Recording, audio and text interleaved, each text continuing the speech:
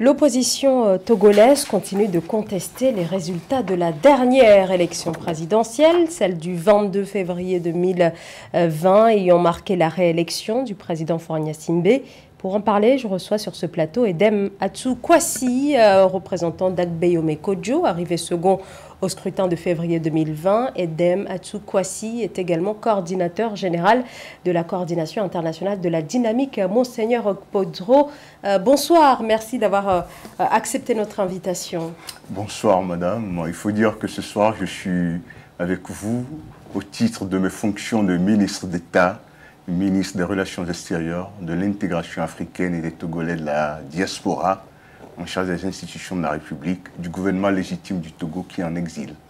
Alors, vous êtes le représentant d'Agbeyome Kodjo, on l'a dit, arrivé second à la dernière élection présidentielle. Alors, votre candidat a remporté ce week-end à Paris le prix Gifador qui récompense ceux et celles qui œuvrent en faveur du développement du continent africain. Qu'est-ce que ce prix représente pour Agbeyome Kodjo et son combat en faveur, notamment en faveur de l'alternance dans votre pays, le Togo?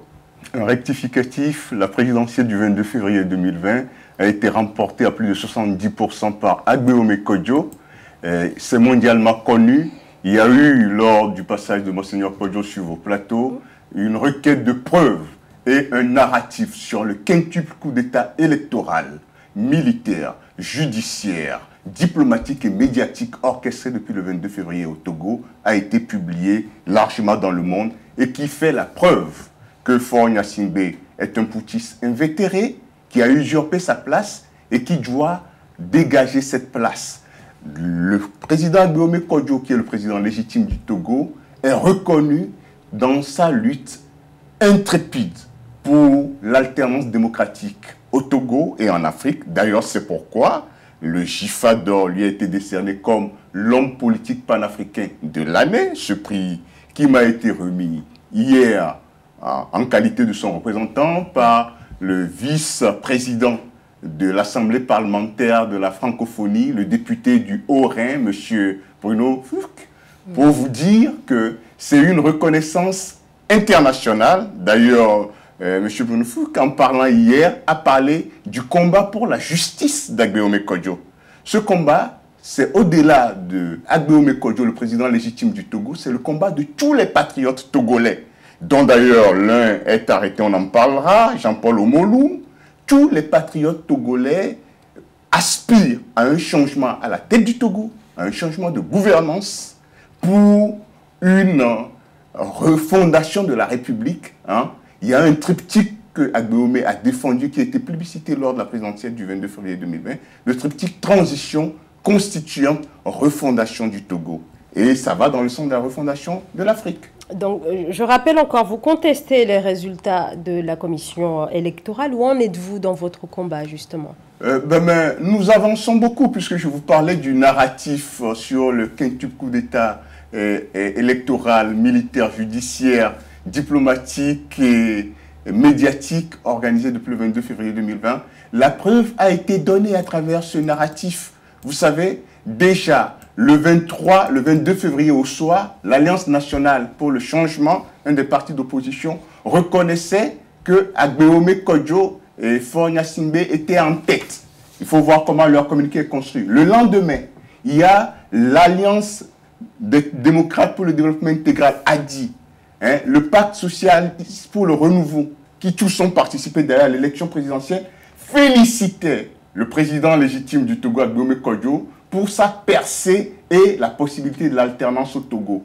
L'après-midi, les forces du consensus démocratique dirigées par Zeusa Javon reprenaient les communiqués des trois partis politiques qui ont participé à la présidentielle, il faut le dire, à savoir Jean-Pierre Fabre, Gogué et M. Wolou, et disaient que l'alternance est une victoire collective au Togo, mettant en garde la CENI contre les fraudes. Mais, comme toute attente, à 23 h, alors que les opérations, la chaîne obligatoire d'opérations pour pouvoir proclamer les résultats, à savoir la compilation, la validation, la vérification, la validation, la certification, n'ont pas été faites. Pour les 9389 bureaux de vote, la CENI publie cette chaîne d'opération des résultats donnant Faure Gnassingbé vainqueur avec des scores qui dépassent 100% un peu partout.